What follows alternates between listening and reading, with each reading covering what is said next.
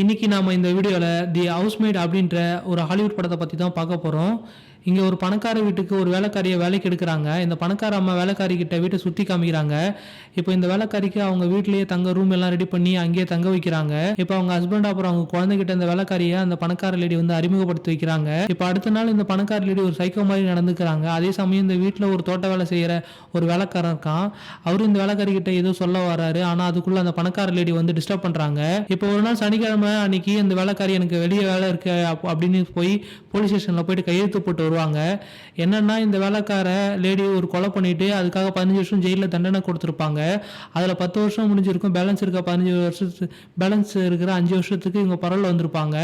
அந்த 5 வருஷத்துக்கு இவங்க போலீஸ் ஸ்டேஷனில் வந்து கையெழுத்து போடுற மாதிரி இருக்கும். அதனால போலீஸ் ஸ்டேஷனில் போய் இப்போ கையெழுத்து போட்டிருப்பாங்க.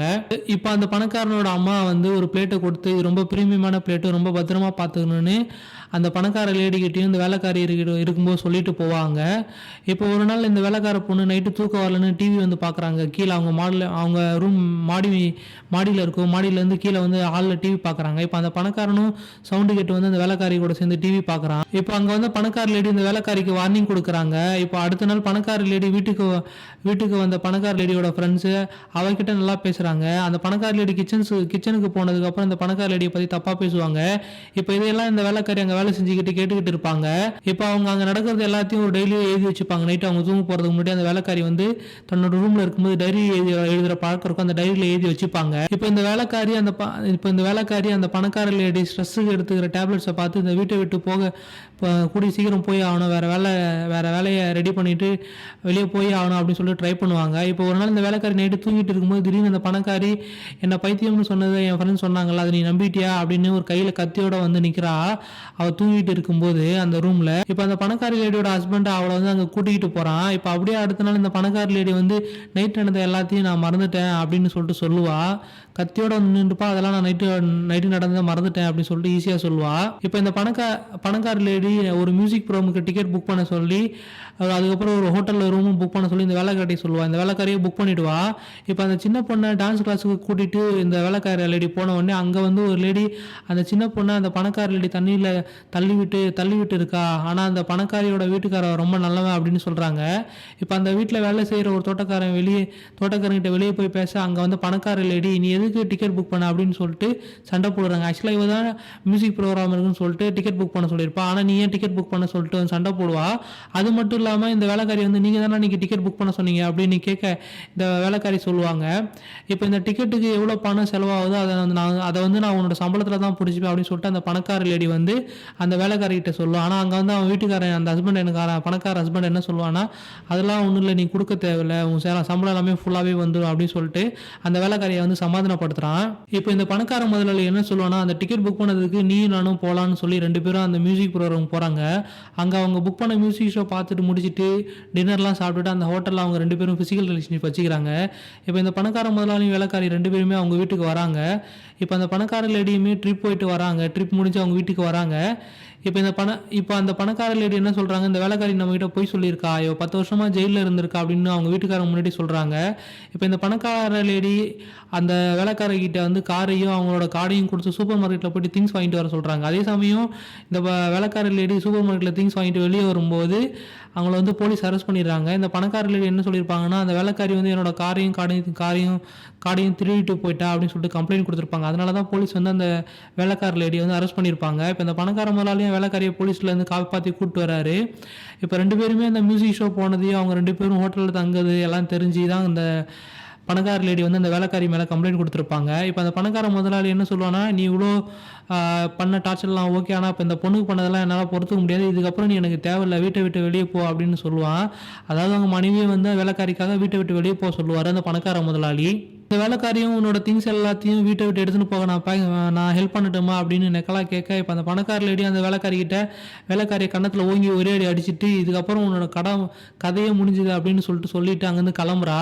இப்போ அந்த பணக்கார லேடி காரை எடுத்துகிட்டு போய் வீட்டில் இருக்கிற கேட்டு முன்னாடி நின்று அழுதுனே இருப்பா. இப்போ இந்த பக்கம் இவங்க 2 பேரும் அந்த வீட்டில் இருப்பாங்க.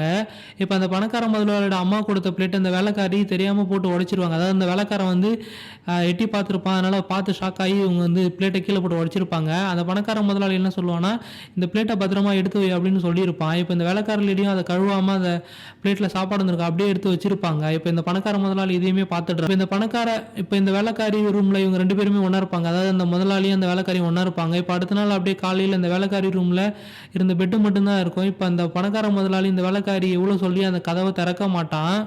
இப்போ இந்த பக்கம் அந்த வீட்டை விட்டு போன பணக்கார லேடி வந்து காரில் சிரிக்குது. ரூம் போட்டு நல்லா ஜாலியாக சுதந்திரம் கிடைச்ச மாதிரி ஃபீல் பண்ணி ஜாலியாக என்ஜாய் பண்ணியிருக்கு. என்ன நடந்திருக்கும் ஆக்சுவலாக இந்த லேடியும் வந்து இந்த பணக்கார லேடி ஒரு காலேஜில் படிக்கும்போது ஒரு ப்ரொஃபஸரை லவ் பண்ணி அந்த பணக்கார லேடிக்கு வந்து பார்த்தீங்கன்னா அந்த ப்ரொஃபஸர் வந்து குழந்தை கொடுத்துருப்பான். அந்த குழந்தை பிறந்ததுக்கப்புறம் இந்த லேடியை வந்து அவன் கழட்டி விட்டுட்ருப்பான். இப்போ இந்த பணக்கார லேடி ஒரு ஆஃபீஸில் வேலை செஞ்சுன்னு இருப்பாங்க. அங்கே தான் இந்த பணக்கார முதலாளி இந்த லேடியை பார்த்து இவங்க 2 பேருமே லவ் பண்ணி கல்யாணம் பண்ணிப்பாங்க. அப்படியே இவங்க வாழ்க்கை நல்லா தான் போயிட்டு இருக்கும். இப்போ இந்த பணக்கார லேடி ஒரு நாள் தன்னோட முடியை ஒழுங்காக பார்த்துக்காம இருந்திருப்பாங்க. இந்த பணக்கார முதலாளியும் பார்த்துட்டு சொல்லுவான், அதை கண்டுக்காம விட்டுருப்பாங்க. இப்போ மறுபடியும் நைட்டு பார்த்துட்டு உன்னோட முடியை வந்து ரூட்ஸ்லாம் நல்லா இல்லை சரி பண்ணு அப்படின்னு சொல்லியிருப்பான். இவங்க மறந்துட்டு இருப்பாங்க. அடுத்த நாள் பண்ணுறேன்னு சொல்லுவாங்க. இப்போ அதனால் அவன் டிஸ்டர்ப் ஆனவன் அந்த பணக்கார லேடியை இப்போ வேலைக்காரி தங்கியிருக்காங்களா அந்த ரூமில் போட்டு கதவை லாக் பண்ணிவிட்டு உள்ளே மூடி வச்சிருவான். இப்போ அவன் என்ன சொல்லுவான்னா, உன்னோட முடி அதாவது தலைமுடி இருக்குல்ல 100 முடியை வேரோட புடுங்கி எடுக்கணும். அது நீ எனக்கு கொடுத்து இந்த கவரில் போட்டு அமுச்சுன்னு சொல்லிட்டு ஒரு கவர் கொடுப்பான். அது முடிஞ்சதுக்கப்புறம் நான் உன்னை வெளியே விட்டுறேன்னு சொல்லுவான். இப்போ அந்த லேடியும் வேறு வழி இல்லாமல் அந்த ரூம்லேயே அந்த தண்ணியை மட்டும் குடிச்சிக்கிட்டு அந்த ரூம்லேயே அவங்க காலை கடன் எல்லாத்தையும் செஞ்சுக்கிட்டு இருப்பாங்க. அங்கே தண்ணி மட்டும் தான் இருக்கும், சாப்பாடே இருக்காது. இப்போ அந்த பணக்காரன் ஹஸ்பண்ட் சொன்ன மாதிரியே பண்ணதுக்கப்புறம் தான் இந்த லேடியை வெளியே விட்டு இருப்பான். வெளியே வந்ததும் இந்த லேடி மயக்கம் போட்டு கீழே விழுந்துருவாங்க. இப்போ இந்த பணக்காரன் அந்த குழந்தைய தண்ணி தொட்டியில் போட்டு விட்டு இவ தான் குழந்தைய வந்து தண்ணி தொட்டியில் போட்டு கொலை பண்ண பார்த்தான்னு சொல்லிட்டு இவளை ஜெயிலுக்கு அனுப்பிடுறான். இப்போ 9 மாதம் கழிச்சு தான் இந்த லேடியை வந்து ஜெயிலேருந்து வெளியே அனுப்பிச்சிருப்பாங்க. இப்போ இந்த பணக்கார முதலாளியும் அவனுக்கு குழந்தை வேணும்னு ஆசைப்பட இந்த லேடி ஒரு டாக்டர் மூலமாக தனக்கு குழந்தை பிறக்காதுன்னு சொல்லியிருப்பான். ஏன்னா இவனே ஒரு சைக்கோ, இந்த மாதிரி ஒரு சைக்கோவோட குழந்தைலாம் என்னோட வயிற்றில் சுமக்க தேவையில்லை அப்படின்னு சொல்லியிருப்பாங்க. இப்போ இந்த பணக்கார லேடி எப்போ சண்டை போட்டாலும் இந்த முதலாளி அந்த லேடியை ஏதோ ஒரு காரணம் சொல்லி ஜெயிலுக்கு அனுப்பிச்சிருப்பான்.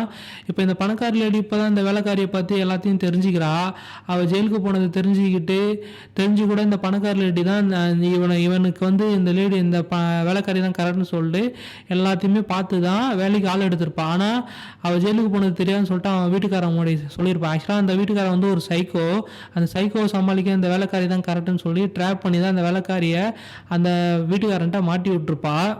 இப்போ இந்த பணக்கார முதலாளி வந்து அந்த வேலைக்காரி பிளேட்டை வந்து கீழே போட்டு உடச்சிருப்பாங்கல்ல, அவங்க அம்மா கொடுத்த பிளேட்டை, அந்த பிளேட்டை எடுத்துன்னு வந்துட்டு இந்த பிளேட்டை வந்து நீ கீழே போட்டு உடச்ச, அது சரியாக நீ க்ளீன் பண்ணலை, அது மட்டும் இல்லாமல் 21 பீஸாக உடச்சிருக்க, இது வந்து ரொம்ப பிரீமியமான பிளேட்டு அப்படின்னு சொல்லி என்ன சொல்லுவான்னா, இப்போ இந்த பிளேட் வந்து 21 பீஸாக உடஞ்சிருக்கு, அதேமாரி இந்த பிளேட்டு உடஞ்ச இதை வச்சு நீ உன்னோட வயிற்றில் 21 தடவை ஆழமாக கிழிச்சிக்கணும் அப்படின்னு சொல்லிட்டு சொல்லுவான். இப்போ இந்த வேலைக்காரி எதுக்காக ஜெயிலுக்கு போயிருப்பாங்கன்னு சொல்லிட்டு காமிப்பாங்க. ஆக்சுவலாக இந்த வேலைக்காரி வந்து பார்த்திங்கன்னா ஸ்கூலில் படிக்கும்போது அவளோட ரூம்மேட்டை வந்து அங்கே இருக்க ஒரு பையன் வந்து இப்போ இந்த சைக்கோ மாதிரி ஒரு பையன் வந்து அழகாக இருந்திருப்பான்.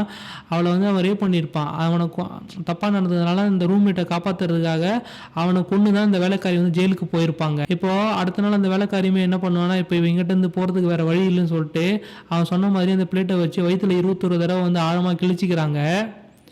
இப்போ அடுத்த நாள் காலையில் அந்த முதலாளி வந்து இவ்வளோ எழுப்ப இந்த வேலைக்காரி என்னென்னா, அந்த பணக்கார லேடி கையில் ஒரு கத்தி வச்சுருந்தாங்கல்ல, அது வந்து அந்த ரூமில் இருந்து அந்த டஸ்ட்பின் பக்கத்தில் எங்கேயோ ஒழிச்சு வச்சுருப்பாங்க. இப்போ அந்த வேலைக்காரி அந்த கத்தியை எடுத்து என்னோட கழுத்தில் கத்தியால் குத்திட்டு அவனோட ஃபோனையும் எடுத்துப்பாங்க. அந்த ஃபோனில் இந்த பணக்கார முதலாளி என்ன பண்ணியிருப்பான்னா, ரூமில் ஒரு கேமரா செட் பண்ணி அந்த ஃபோன் வழியாக தான் எல்லாத்தையுமே பார்த்து வந்துருப்பான். இப்போது இதுவுமே அந்த வேலைக்காரி வந்து தெரிஞ்சுப்பாங்க. இப்போ இந்த வேலைக்காரி என்ன பண்ணுவாங்கன்னா, அவனை ரூமில் போட்டு லாக் பண்ணிவிட்டு வெளியே போய் ஒரு கட்டர் எடுத்துன்னு வந்து உன்னோட முன்னாடி இருக்கிற பல்ல பிடுங்கி எடுக்கணும் அப்படின்னு சொல்லுவாங்க. இப்போ அந்த பணக்கார முதலாளி அவங்களோட அம்மா கொடுத்துருப்பாங்கல்ல எல்லா ப்ரீமியம் ப்ராடக்ட்ஸு, அதுக்கப்புறம் வந்து பார்த்திங்கன்னா அந்த பிளேட்ஸ் எல்லாத்தையுமே அந்த டோருக்கு வெளியே நின்று அவனுக்கு கேட்குற மாதிரி போட்டு உடச்சிடுறாங்க. இப்போ அவன் வந்து அந்த பல்ல பிடுங்கி கொடுத்துருக்க மாட்டான். அதனால் என்ன பண்ணுவாங்கன்னா, அவன் இருக்கிற ரூமில் பெட்ரோலை ஊற்றி கொளுத்த ட்ரை பண்ணுவான் அந்த வேலைக்காரி. இப்போ அந்த பணக்கார முதலாளி வந்து உயிருக்கு பயந்து அவனோட முன்னாடி இருக்கிற பல்ல பிடுங்கி அந்த டோருக்கு வெளியே தள்ளுவான். இப்போ அந்த வேலைக்காரி காலையில் மீட் பண்ணலான்னு சொல்லிட்டு அங்கேருந்து வெளியே போயிட்டுவாங்க. வீட்டில் போய் உட்காந்து சாப்பிட்டுட்டு இருப்பாங்க.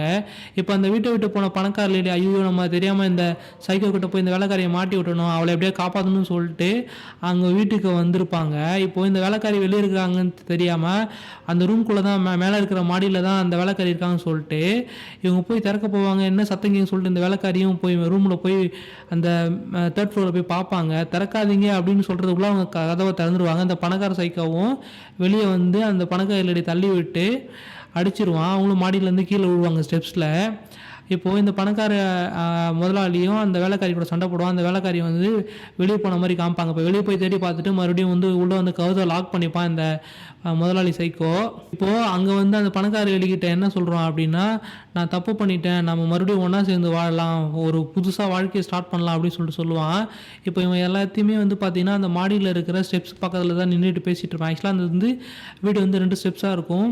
2 பேத்துக்கும் நடுவில் கேப் இருக்கும் மேலே மாடியில் ஏறும்போது.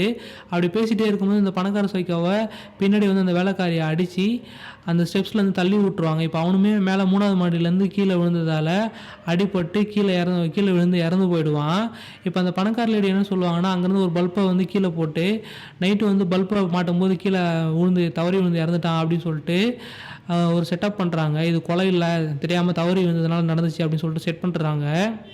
இப்போ அங்கே வந்து போலீஸுக்கும் பார்த்தாலே தெரியுது இது கொலை தான் சொல்லிட்டு. ஏன்னா பல்லு உடஞ்சிருக்கு, கீழே வந்து மேலேருந்து கீழே விழுந்தால் பல்லு உடையாது. அது மட்டும் அவரோட கழுத்தில் அந்த வேலைக்காரி குத்திருப்பாங்கள்ல கத்தியால், அதுவுமே ஒரு குத்து இருக்கும், கத்தி குத்து இருக்கும். அதையுமே அவங்க கேட்பாங்க.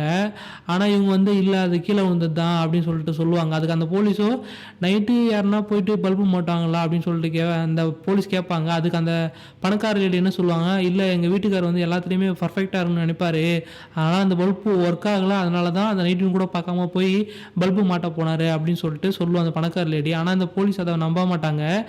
அப்படி இருந்துமே இவங்க வந்து இவங்களுக்கு தான் சப்போர்ட் பண்ணுவாங்க. என்ன நடந்திருக்குன்னா, இந்த போலீஸோட தங்கச்சியும் இந்த பணக்கார முதலாளி வந்து பார்த்தீங்கன்னா லவ் பண்ணி எங்கேஜ்மெண்ட், அதாவது நிச்சயதார்த்தம் வரைக்கும் போயிருக்கோம். ஆனால் அந்த எங்கேஜ்மெண்ட் ஆனதுக்கப்புறம் இந்த முதலாளி, இந்த பணக்கார சைக்கோ இருக்கான்ல, அவங்க தங்கச்சியும் வந்து பார்த்தீங்கன்னா இவனால் பாதிக்கப்பட்டிருக்கும்.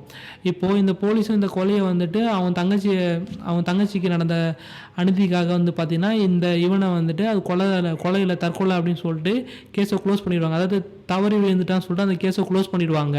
இப்போ அவனுக்கு இறுதி சடங்கு நடக்கும். இப்போ அந்த இறுதி சடங்கு நடக்கிற இடத்துல இவன் வந்து ஒரு நல்ல குடும்ப தலைவன், நல்ல அப்பா, ஒரு நல்ல பிஸ்னஸ் மேனு அப்படின்னு சொல்லி அவனை தியாகி மாதிரி புகழ்ந்து பேசுகிறாங்க. இப்போ அவனோட அம்மாவோ என்னோட பையன் இருந்தப்பா அவனோட ஒரு பல்லு இல்லை அப்படின்னு சொல்லிட்டு அந்த பணக்கார லேடி, அதாவது அந்த வீட்டுக்காரனோட பொண்டாட்டிகிட்ட கேட்குறாங்க. அவ்வளோ தெரியல அப்படின்னு சொல்கிறா. இப்போது அங்கே அவனுக்கு வந்து இறுதி சடங்கு செய்ய வந்த எல்லாருக்கிட்டையும் என்ன சொல்லுவாங்க அந்த பணக்கார முதலாளியோட அம்மா, நீங்கள் எல்லாருமே உங்கள் பல்லை பத்திரமா பார்த்துக்கோங்க, ஏன்னா பல்லுங்கிறது நமக்கு வந்து ப்ரிவிலேஜஸ், அது வந்து ஒரு ப்ரீமியம், அது வந்து ப்ரிவிலேஜாக நீங்கள் பார்த்து சேஃபாக வச்சுக்கணும் அப்படின்னு சொல்லிட்டு இருக்கோம். பையனே செத்து போயிட்டான், இது பல்லை பற்றி பேசின்னு இருக்குது. இப்போ இந்த பணக்கார லேடி இந்த வேலைக்காரிக்கிட்ட ஒரு கையில் லெட்டர் கொடுத்து உனக்கான வாழ்க்கையை நீ அமைச்சிக்கோ அப்படின்னு சொல்லுவாங்க. இப்போ இந்த பணக்கார லேடியை இன்னொரு குடும்பத்துக்கு வேலைக்கு மீட் பண்ண போயிருப்பாங்க. இந்த வேலைக்காரிக்கிட்ட அந்த பணக்கார அம்மா டைனிங் டேபிளில் உட்காந்து பேசிக்கிட்டே இருக்கும்போது இப்போ அங்கேருந்த கத்தியில் கையில் வச்சுட்டு என்னோட ஹஸ்பண்ட் இருக்காருல்ல, அவரை வந்து யாராலையும் சமாளிக்க முடியாது, உன்னால் இதுக்கு ஹெல்ப் பண்ண முடியுமா அப்படின்னு கேட்க அந்த வேலைக்காரியோ நான் எப்போ வேலையை ஆரம்பிக்கணும் சொல்லுங்கள் அப்படின்னு சொல்லிட்டு கேட்பாங்க. இதோட படமும் முடிஞ்சிடும்.